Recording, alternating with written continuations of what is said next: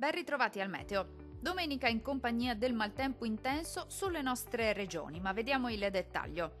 Sul Veneto molte nubi sin dal mattino, con piogge e temporali diffusi un po' su tutte le province e localmente anche di forte intensità. Non sono da escludere dei nubifragi e sarà piuttosto elevato il pericolo per fenomeni alluvionali. Temperature in calo con minime comprese tra 14 e 17 gradi.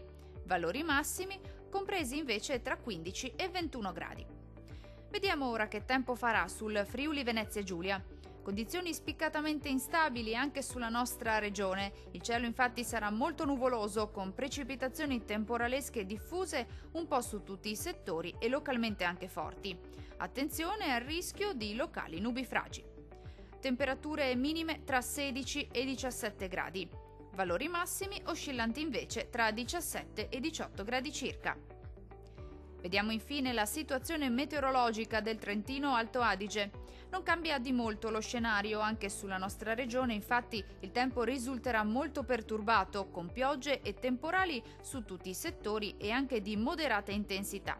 Fenomeni in attenuazione nel corso della nottata. Temperature minime tra 13 e 16 gradi.